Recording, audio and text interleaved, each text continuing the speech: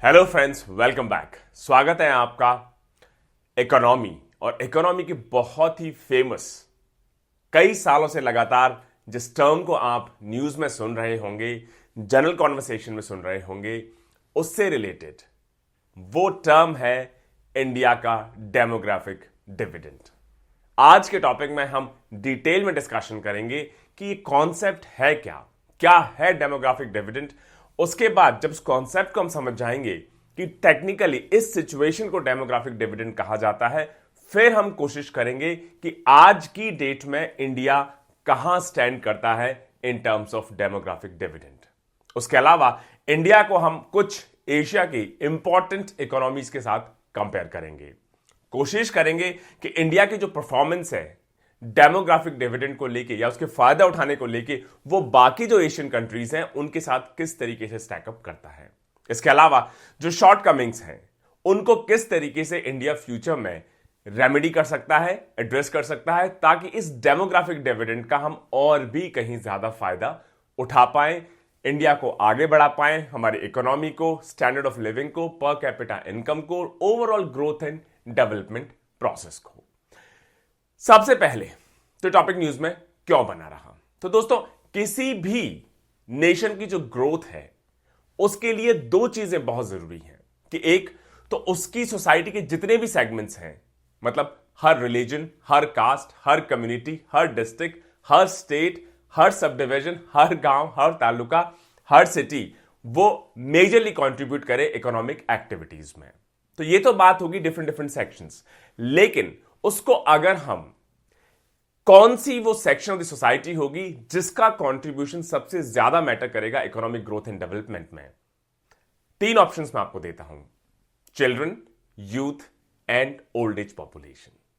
कौन से वो सेक्शंस हैं जो सबसे ज्यादा हमें फोकस करने होंगे उनके ग्रोथ एंड डेवलपमेंट में, उनके सेल्फ एक्सप्रेशन में, ताकि अगर वो खुद फुली डेवलप हो पाएंगे, स्किल्ड हो पाएंगे, तो उनका कंट्रीब्यूशन हमारे इकोनॉमी को, हमारे ग्रोथ एंड डेवलपमेंट को कहीं ज्यादा फायदा पहुंचा पाएगा।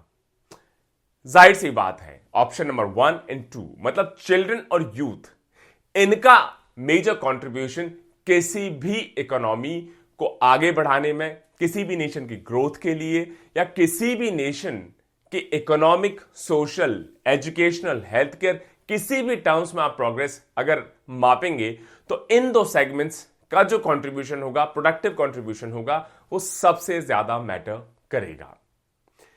इसलिए चाहे हाउस होल्ड्स हो, चाहे ओवरऑल नेशनल इन्वेस्टमेंट हो, वो चिल्ड्रन और यूथ में जितना ज्यादा इन्वेस्ट किया जाए, अल्टीमेटली कई गुना ज्यादा उसका लॉन्ग टर्म रिटर्न आपको मिलेगा। आपकी इकोनॉमी की प्रोडक्टिविटी कहीं ज्यादा हाई होगी और आपकी जो एक्टिव पॉपुलेशन है, जब तक कि वो एल्डरली कोहॉर्ट, जब तक कि वो ओल्ड एज पॉपुलेशन में कन्वर्ट होना ना शुरू हो जाए, तब तक उनका बहुत मेजर कंट्रीब्यूशन रहेगा आपकी इकोनॉमी, आपके नेशन को आगे बढ़ाने में। अब थोड़ा टेक्निकली समझने की कोशिश करते हैं डेमोग्राफिक डिविडेंड एक्चुअली होता क्या है। इमेजिन ए सिचुएशन कि एक कंट्री लाइक इंडिया और एक कंट्री लाइक चाइना, जिसकी पॉपुलेशन पहले से बहुत ज्यादा है, और मान लीजिए फर्टिलिटी रेट ऑलरेडी ज्यादा है। फर्टिलिटी रेट होती है कि कोई भी एवरेज कपल कितने बच्चे ऑन एन एवरेज बेसिकली पैदा करता है। तो मान लीजिए फर्टिलिटी रेट हमारी, मान लीजिए for the sake of discussion 5 है, मतलब एक कपल, 2 लोग मिलके 5 बच्चे पैदा करते हैं ऑन एन एवरेज, और ये 2, 3, 4 डिकेड्स तक कैरी ऑन होता चला जाता है, जिसकी वजह से हमारी ओवरऑल पॉपुलेशन एकदम से एक्सप्लोड करेगी। And just imagine next decade में ऑल ऑफ ए सडन ये फर्टिलिटी रेट 5 से घटकर मान लीजिए सिर्फ 2 ही रह जाती है।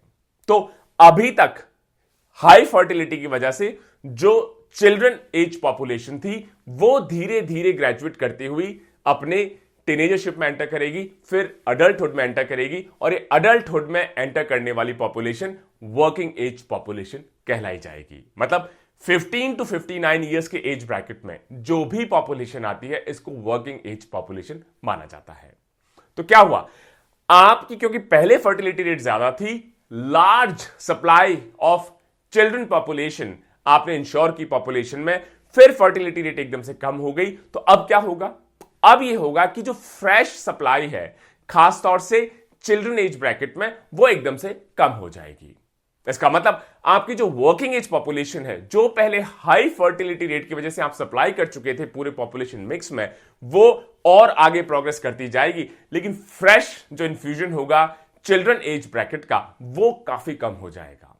यही सिचुएशन आज की तारीख में इंडिया में भी देखी जा रही है। थोड़ी देर में कुछ नंबर्स के साथ इसको डेमोन्स्ट्रेट करने की कोशिश करेंगे। लेकिन इस सिचुएशन का फायदा क्या है? इस सिचुएशन का फायदा यह है क्योंकि पहले हाई फर्टिलिटी रही, पॉपुलेशन एक्सप्लोजन रहा, जिसकी वजह से बहुत लार्ज नंबर्स में हम लोगों ने चिल्ड्रन एज पॉपुलेशन जो एडल्टहुड में कन्वर्ट हुए, जो वर्किंग एज पॉपुलेशन के ब्रैकेट में फिट होते हैं, वो सप्लाई हमने अवेलेबल करवाई।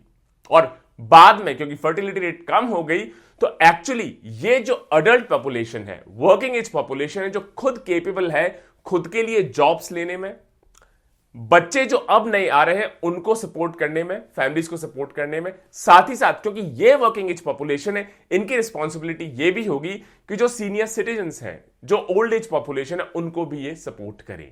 लेकिन क्योंकि फर्टिलिटी रेट कम है, तो जो बच्चे हैं अब क्योंकि कम आ रहे हैं, इस वजह से ये लार्ज वर्किंग एज पॉपुलेशन अब जो भी अर्न करेगी, small quantity of children age bracket population पे कहीं ज्यादा ध्यान कर पाएगी, उनका ज्यादा केयर कर पाएगी, उन पे ज्यादा इन्वेस्ट कर पाएगी।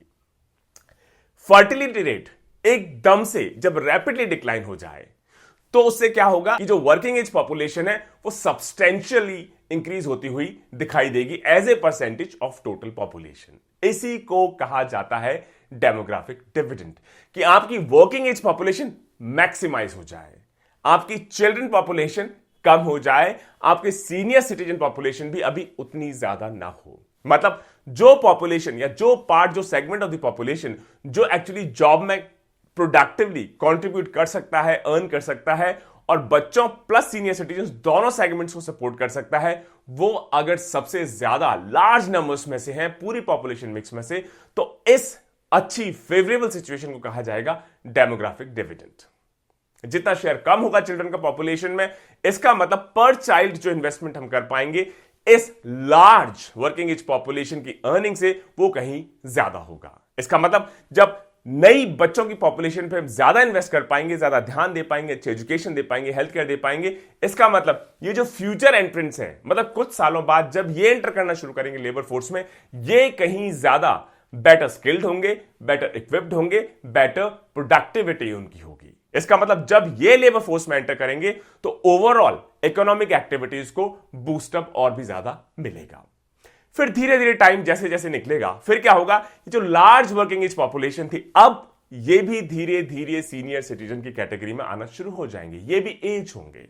इसका मतलब जो पहले डेमोग्राफिक डिविडेंड था कि सिर्फ वर्किंग एज ब्रैकेट में 15 टू 59 ईयर्स में सबसे ज्यादा मिक्स ऑफ पॉपुलेशन था, अब वो धीरे धीरे शिफ्ट होना शुरू हो जाएंगी ओल्डर पॉपुलेशन एज ब्रैकेट में। और ये इसका मतलब डेमोन्स्ट्रेट करता है कि ये जो डेमोग्राफिक डिविडेंड की विंडो है एक लिमिटेड अपॉर्चुनिटी है। ऐसा नहीं कि हमेशा हमेशा के लिए डेमोग्राफिक डिविडेंड आपके पास अवेलेबल रहेगा। ये कभी कभार होने वाली एक बहुत इंटरेस्टिंग फिनोमेना है, और जिस कंट्री ने अप्रोप्रिएट स्टेप्स ले लिए इस डेमोग्राफिक डिविडेंड की विंडो को कैपिटलाइज करने के, उन कंट्रीज ने बहुत रैपिडली इकोनॉमिकली, सोशली या फिर overall national growth and development stand point से ग्रो किया है। लेकिन एक चीज को समझना बहुत जरूरी होगा कि जो ये पोटेंशियल है डेमोग्राफिक डिविडेंड का, इसको कन्वर्ट करना रियल अपॉर्चुनिटीज में ये ऑटोमेटिकली नहीं है कि अगर ज्यादा पॉपुलेशन वर्किंग एज ब्रैकेट में आ गई और आप अप्रोप्रिएट पॉलिसीज ना बनाए, उनको प्रॉपर एजुकेशन ना दे, हेल्थ केयर ना दे, उनको एम्प्लॉयमेंट अपॉर्चुनिटीज ना दे, रोजगार ना दे, तो ऑटोमेटिकली वो प्रोडक्टिव हो जाएंगे। इसका मतलब प्रॉपर पॉलिसीज के बिना अगर वर्किंग एज पॉपुलेशन बढ़ती चली गई तो उसका काउंटर प्रोडक्टिव नेगेटिव इंपैक्ट हो जाएगा, हाई अनएम्प्लॉयमेंट हो सकता है, उसकी वजह से इकोनॉमिक और सोशल रिस्क भी बढ़ सकती है। इसका मतलब डेमोग्राफिक डिविडेंड एक पॉपुलेशन रिलेटेड फिनोमेना है।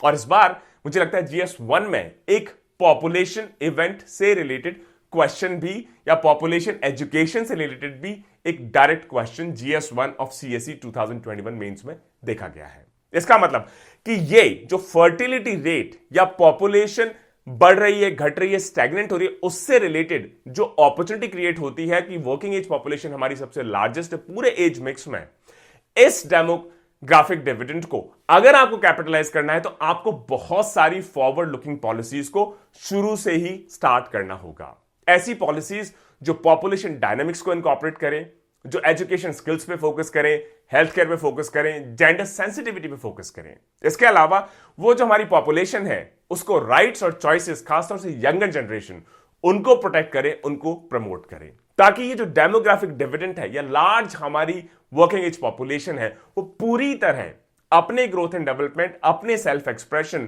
को एक्सप्लॉइट करके, कैपिटलाइज करके overall much higher productivity levels पे हमारे इकोनॉमी में कंट्रीब्यूट कर सकते हैं। अब इंडिया की सिचुएशन समझी जाए, इंडिया बेसिकली कहां स्टैंड करता है। अगर आप national family and health survey NHSF 5 का डेटा देखेंगे तो बड़ी इंटरेस्टिंग ऑब्जर्वेशन, अगर आप हमारे हेल्थ केयर रिलेटेड प्लेलिस्ट में जाएंगे तो हमने कई फाइंडिंग्स के बारे में बहुत डिटेल में आपको समझाया है कि national family and health survey 5 की क्या की फाइंडिंग्स हैं। और उसमें एक बहुत स्टार्टलिंग फाइंडिंग यह भी है कि जो हमारी ओवरऑल फर्टिलिटी रेट है और पॉपुलेशन एक्सप्लोजन को लेकर बार बार कंट्रोवर्सीज बनी रहती हैं। कई स्टेट्स ने पॉपुलेशन कंट्रोल से रिलेटेड बिल्स को लाने की कोशिश की है, जिनमें यूपी भी एक रहा है, और भी स्टेट्स ने उसको प्रपोज किया है। लेकिन जो साइंटिफिक डेटा है कुछ और ही स्टोरी बताता है कि अब शायद ऐसे बिल्स की जरूरत नहीं है या पॉपुलेशन कंट्रोल मेजर्स की जरूरत नहीं है, क्योंकि हमारा जो ओवरऑल फर्टिलिटी रेट है वो 2.0 के आसपास है। मतलब जो रिप्लेसमेंट रेशियो है 2.1, कि एक पॉपुलेशन को या एक कपल को कम से कम 2.1 on an average children produce करने होंगे, ताकि हमारी जो पॉपुलेशन है वो कांस्टेंट रहे, ना बढ़े ना घटे। लेकिन हमारा अभी जो फर्टिलिटी रेट आंका गया है लेटेस्ट राउंड में, वो रफली 2.0 के आसपास आंका गया है। साथ ही साथ जो हमारी मीडियन एज है कि एवरेज एज या बीच की एज रफली पूरे इस स्टैटिस्टिकल डेटा सेट में क्या रही होगी, 2011 में 24 इयर्स रही, अब वो बढ़कर 29 इयर्स बेसिकली एस्टिमेट की गई है। और यह भी फोरकास्ट है कि 2036 तक यह मीडियन एज जो 2011 में 24 इयर्स थी अब 29 इयर्स है, अब बढ़कर 36 इयर्स हो जाएगी। मतलब जैसा हमने कुछ मिनट पहले डिस्कस किया कि डेमोग्राफिक डिविडेंड एक लिमिटेड टाइम विंडो अपॉर्चुनिटी है। ऐसा नहीं कि अगर आप कुछ नहीं करेंगे तो डेमोग्राफिक डिविडेंड की विंडो हमेशा आपके पास अवेलेबल रहेगी। तो अगर 2036 तक ये एवरेजेस 36 हो जाएगी और हो सकता है 2050 आते आते एवरेजेस हमारी 40-45 प्लस को क्रॉस करने लग जाए। इसका मतलब हमारी जो डेमोग्राफिक डिविडेंड की विंडो ओपन हुई वो हो सकता है अगले 20 इयर्स में, 25 इयर्स में, 30 इयर्स में क्लोज होना शुरू हो जाए।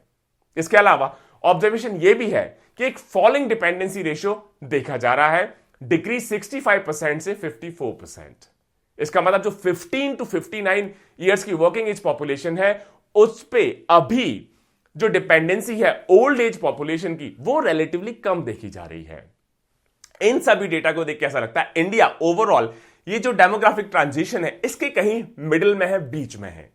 शुरुआत नहीं है, कई साल से डेमोग्राफिक डिविडेंड आप सुन रहे होंगे, एंड अभी नहीं है, हो सकता है 2040-45 के आसपास से क्लोज आउट होने लगे। अभी we are almost sitting at the middle of it.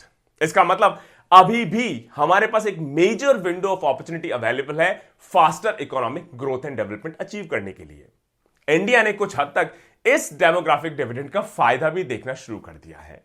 लेकिन इंडिया को अगर हम बाकी इसके पीयर एशियन कंट्रीज के साथ कंपेयर करें तो ऐसा लगता है कि जो ये बेनिफिट हुआ हमें डेमोग्राफिक डिविडेंड से, खासतौर से जीडीपी टर्म्स में, वो बाकी एशियन कंट्रीज के मुकाबले काफी कम देखा गया है। और ऐसा लगता है कि एक तो हमने उस टाइप का पीक नहीं देखा और दूसरा ये ऑलरेडी टेपर ऑफ, मतलब ये कम होना शुरू भी दिखाई देता है। इसका मतलब ऑलरेडी हमारे पास सिर्फ 20 से 25 साल का टाइम फ्रेम है।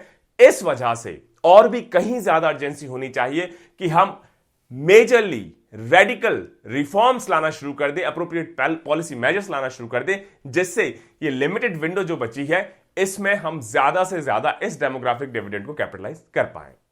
अगर आप इस ग्राफ को देखेंगे तो बहुत क्लियर है। इसमें जो सबसे पहला बेसिकली अगर आप लाइन देखेंगे जो कि सैफरन कलर आप कह सकते हैं, ऑरेंज कलर जिसको कह सकते हैं, साउथ कोरिया। साउथ कोरिया ने 1985, 1988, 1991 के आसपास मेजर डेमोग्राफिक डिविडेंड को कैपिटलाइज किया। इसका मतलब जो प्रोडक्टिविटी लेवल्स हैं ऑलमोस्ट डबल लेवल पे देखे गए, और 2018 आते आते ये डेमोग्राफिक डिविडेंड रफली ऑलमोस्ट खत्म हो गया। सिमिलरली अगर आप ब्लू लाइन को देखें जो डिनोट करता है पीपल्स रिपब्लिक ऑफ चाइना, तो उनका भी डेमोग्राफिक डिविडेंड रफली उसी टाइम फ्रेम में 1985, 1988, 1991 एंड सिमिलरली उनको भी टेपर करते हुए देखा गया बाय 2012, 2015 के आसपास। सिमिलरली थाईलैंड आप देख लीजिए, वियतनाम आप देख लीजिए, इंडिया की स्टोरी काफी अलग दिखाई देती है। इंडिया का पीक रफली 2009, 2012 के आसपास दिखाई देता है, लेकिन जो पीक है वो 0.5, 0.6, 0.7 के आसपास ही स्टैग्नेंट होकर फिर अब वापस से फॉल होना ऑलरेडी शुरू हो जाता है, which is definitely not a good news. इसका मतलब हमने उस लेवल का डेमोग्राफिक डिविडेंड नहीं देखा और ऑलरेडी टेपर होता हुआ दिखाई देता है। इसका मतलब जो कंट्रीज हैं, सिंगापुर हो, ताइवान हो, साउथ कोरिया है, उन्होंने ऑलरेडी इस चीज को डेमोन्स्ट्रेट किया है कि अगर कोई भी कंट्री अपने डेमोग्राफिक डिविडेंड को प्रॉपर तरीके से एक्सप्लॉइट कर सके या रीप कर सके, उसका फायदा उठा सके, तो इनक्रेडिबल इकोनॉमिक ग्रोथ को वो अचीव कर सकते हैं। और उसका एक ही तरीका है कि वो कंट्री इस डेमोग्राफिक डिविडेंड को प्रॉपरली इसके आउटकम्स में कन्वर्ट करने के लिए फॉरवर्ड लुकिंग पॉलिसीज और प्रोग्राम्स को, जो उसके यूथ को, उसके चिल्ड्रन को, चाहे एजुकेशन हो, स्किल्स हो, हेल्थ चॉइसेस हो, उसमें प्रॉपरली एम्पावर कर सके। इन कंट्रीज से कई सारे इंपॉर्टेंट लेसन्स को हम लर्न कर सकते हैं। कुछ 7 या 8 इंपॉर्टेंट लेसन्स हैं जो अगर हम अपने एशियन पीयर्स को देखें, उनसे लर्न करते हुए अगर इंडिया में इनकॉर्पोरेट करें, तो हम भी ये जो अभी भी अवेलेबल विंडो है इसमें भी बहुत कुछ गेन कर सकते हैं दोस्तों। बाकी का अभी आज का जो लेक्चर है उनमें एक एक करके इन मेजर पॉलिसी मेजर्स को हम डिस्कस करेंगे, जिसके थ्रू डेमोग्राफिक डिविडेंड को हम और एम्पलीफाई कर सकते हैं और फायदा उठा सकते हैं और हम गेन इंश्योर कर सकते हैं। जैसे पहला, इंडिया को जरूरत है कि वो सबसे पहले तो अपना जो national transfer accounts NTA assessment है उसको अपडेट करें, क्योंकि एनटीए मेथोडोलॉजीज क्लियरली बताती हैं कि जो इंडिया की पर कैपिटा कंजम्पशन पैटर्न है वो बाकी एशियन कंट्रीज हैं उसके मुकाबले काफी कम है। जैसे एग्जांपल देखिए, इंडिया में ऑन एन एवरेज जो चाइल्ड है वो जो एडल्ट एज है 20 to 64 ईयर्स के बीच में, उसका सिर्फ 60% ही कंज्यूम करता है। वहीं पे चाइना में अगर कोई चाइल्ड है तो वो जो एडल्ट एज पॉपुलेशन होगी वहां की 20 to 64 ईयर की एज ब्रैकेट में उसका 85% कंज्यूम करता है। इसका मतलब चाइना के चिल्ड्रन को इंडिया के चिल्ड्रन के बजाय कहीं ज्यादा इनपुट कंजम्पशन अवेलेबल होता है। इसका मतलब उसका ग्रोथ एंड डेवलपमेंट हमारे चिल्ड्रन से, हमारे चाइल्ड से कहीं ज्यादा बेटर होगा। जो एनटीए डेटा है इंडिया का, उसको 2011-12 के बाद से प्रॉपर्ली अपडेट नहीं किया गया है और हमें स्टेट स्पेसिफिक ये जो national transfer accounts NTA data है उसको भी कैलकुलेट करना होगा। हर साल कैलकुलेट करना चाहिए ताकि यह भी क्लियर हो कि स्टेट्स को भी हम रैंक करना शुरू कर दें कि किस स्टेट में हमारे चिल्ड्रन का कंजम्पशन कितना है, ताकि उन स्टेट्स पे, उन डिस्ट्रिक्ट्स पे, उन सब डिविजन्स पे स्पेसिफिक तौर पे हम फोकस कर सकें, ताकि वहां के जो हमारी फ्यूचर पॉपुलेशन है, हमारे चिल्ड्रन और यंग पॉपुलेशन है, उसका हम growth and development properly ensure कर सकें। तो पहली रिकमेंडेशन। दूसरी, हमें जो हमारे चिल्ड्रन और एडोलेसेंट्स हैं उनमें और ज्यादा इन्वेस्ट करना होगा, क्योंकि इंडिया की अगर आप रैंकिंग देख लें एशिया में, वो प्राइवेट और पब्लिक ह्यूमन कैपिटल स्पेंडिंग हो, उसमें काफी पुअर बेसिकली रैंकिंग देखी जाती है। इसका मतलब इंडिया को अपने चिल्ड्रन, अपनी एडोलेसेंट पॉपुलेशन में और ज्यादा इन्वेस्ट करना होगा, खासतौर से न्यूट्रिशन और लर्निंग में। और किस पर्टिकुलर एज में? अपने अर्ली चाइल्डहुड डेज में। इंडिया की जो वर्कफोर्स है वो यंगर एज में स्टार्ट कर देती है। इसका मतलब हमें जो सेकेंडरी एजुकेशन से ट्रांजिशन होता है, यूनिवर्सल स्किलिंग, एंटरप्रेन्योरशिप, इस पे बहुत जल्दी फोकस करना होगा, जैसा कि हमारे पीयर साउथ कोरिया ने करना शुरू किया और उसका उनको मेजर बेनिफिट भी देखने को मिला। तीसरा, हमें मेजर स्पेंडिंग या मेजर इन्वेस्टमेंट्स करने होंगे हेल्थ केयर सेक्टर में। जो हेल्थ स्पेंडिंग है कई बार हम डिस्कस कर चुके हैं, हमारे पिछले भी आप 2-3 लेक्चर देखेंगे हेल्थ केयर की प्लेलिस्ट में, तो बहुत क्लियर हो जाएगा कि इंडिया में हेल्थ स्पेंडिंग ने इंडिया की जो इकोनॉमिक ग्रोथ अचीव करता रहा है उससे कभी भी मैच हम नहीं कर पाए हैं। और आज के डेट में अगर आप देखें तो इंडिया का पब्लिक स्पेंडिंग कितना होगा हेल्थ केयर सेक्टर में? रफली 1% ऑफ जीडीपी फॉर डिकेड्स। और कई बार रिकमेंडेशन हो चुकी है कि कम से कम 2.5% ऑफ जीडीपी हमें अपने हेल्थ केयर पे स्पेंड करना ही चाहिए, लेकिन इसमें कोई भी इंप्रूवमेंट पिछले कई डिकेड से देखने को नहीं मिला है। हर कंट्री यह सजेस्ट करता है कि जिस कंट्री में भी बेटर हेल्थ फैसिलिटीज हैं वहां पर इकोनॉमिक प्रोडक्शन बड़ा ही बड़ा है। इसका मतलब अभी से हमें ऐसी पॉलिसीज को ड्राफ्ट करना होगा जिससे हेल्थ, खासतौर से डेमोग्राफिक डिविडेंड के दौरान कहीं ज्यादा इंपॉर्टेंट फोकस एरिया इमर्ज हो जाए। इसका मतलब हमें पब्लिक हेल्थ के लिए और ज्यादा फाइनेंसेस अवेलेबल करवाने होंगे, बेटर हेल्थ फैसिलिटीज अवेलेबल करवानी होंगी। इसके अलावा प्राइवेट सेक्टर को भी हमें और प्रमोट करना होगा ताकि ऐसे एरियाज में, अनसर्व्ड, अंडरसर्व्ड एरियाज में प्राइवेट सेक्टर भी अपनी रीच को पहुंचा पाए। फोर्थ रिकमेंडेशन कि किस तरीके से हम रिप्रोडक्टिव हेल्थ केयर सर्विसेज को एक्सेसिबल करवा पाए, खास तौर से on a rights based approach. इसका मतलब हमें universal access to high quality primary health care, secondary health care plus basic advance specialised health care भी हमारे कंट्री में हमारी यंग एज पॉपुलेशन को इंश्योर करवानी होगी। इसके अलावा हमें यूनिवर्सल एक्सेस इंश्योर करनी होगी high quality primary education and basic health care में। और जो अनमेट नीड अगर आप देखें फैमिली प्लानिंग की इंडिया में रफली कितनी होगी, 9.4%, which is tremendously high, not a good news.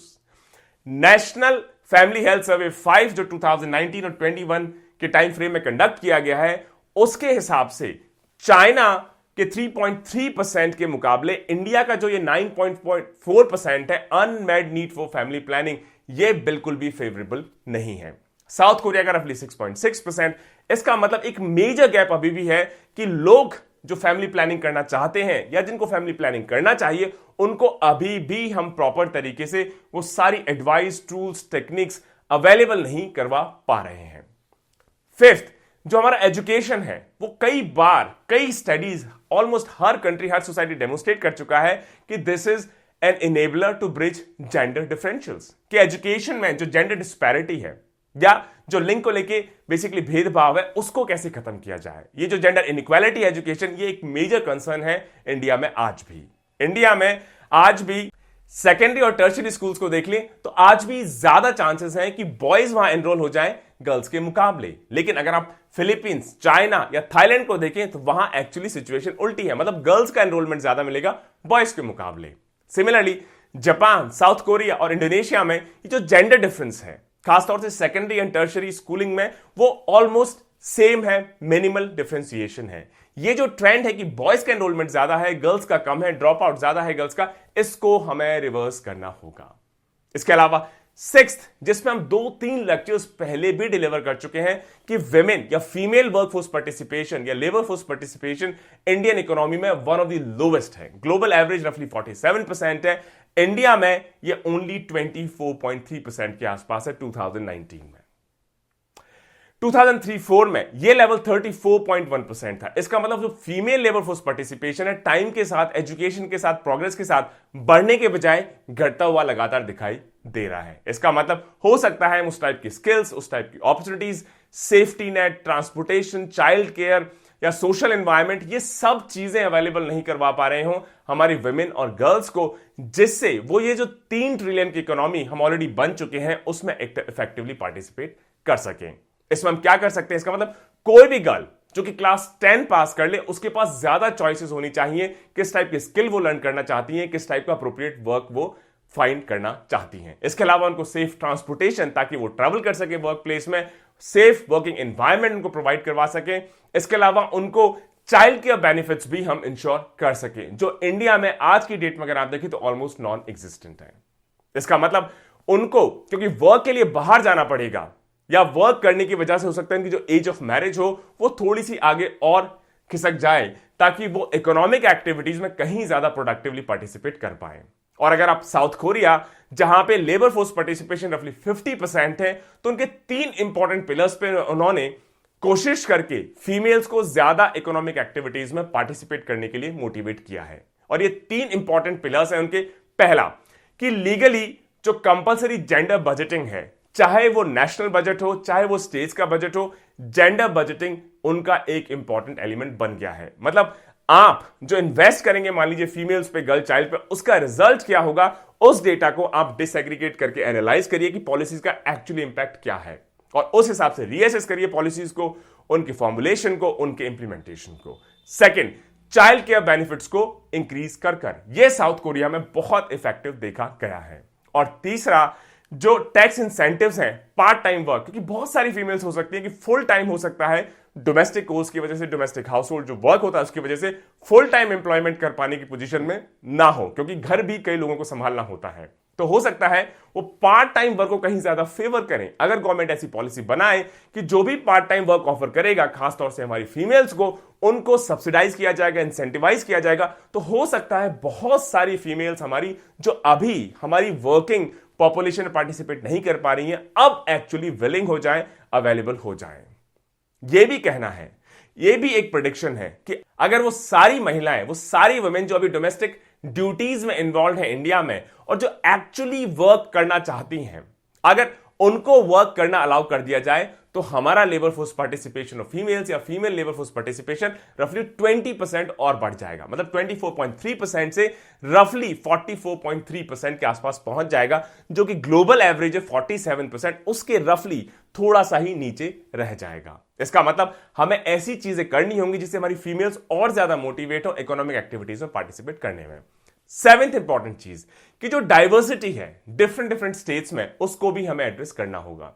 अगर आप इंडिया को देखें तो overall India is a young country, no doubt about it, लेकिन अगर आप स्टेटस या पेस देखें पॉपुलेशन का कि कहां, किस डिस्ट्रिक्ट में, किस स्टेट में ज्यादा जल्दी एजिंग हो रही है, तो अलग अलग स्टेट्स की अलग अलग कहानी है। जैसे जो हमारे सदर्न स्टेट्स हैं वहां पे ऑलरेडी वो डेमोग्राफिक ट्रांजिशन में कहीं ज्यादा एडवांस स्टेज में पहुंच गए हैं, जिस वजह से वहां की जो ओवरऑल पॉपुलेशन है उसमें जो ओल्डर एज सेक्शन है उसका परसेंटेज धीरे धीरे बढ़ता चला जा रहा है। इसका मतलब जो नॉर्थ सेंट्रल रीजन है, चाहे यूपी हो, बिहार हो, एमपी हो, ये ऐसा लगता है कि फ्यूचर में मेजरली इंडिया की वर्कफोर्स को सप्लाई करेंगे। मतलब ये जो नॉर्थ और सेंट्रल रीजन है ये डेमोग्राफिक डिविडेंड में अभी उतना एडवांस नहीं है या बेसिकली बिगिनिंग पे है। वहीं सदर्न स्टेट्स ऑलरेडी उस स्टेज को शायद क्रॉस कर चुके हैं, इस वजह से वहां पे ageing has become a big problem. तो ये जो डिस्पैरिटी है अलग अलग स्टेट्स में, अलग अलग रीजन्स में, इसको हम कैसे कैपिटलाइज करें, इसको हम कैसे बैलेंस आउट करें,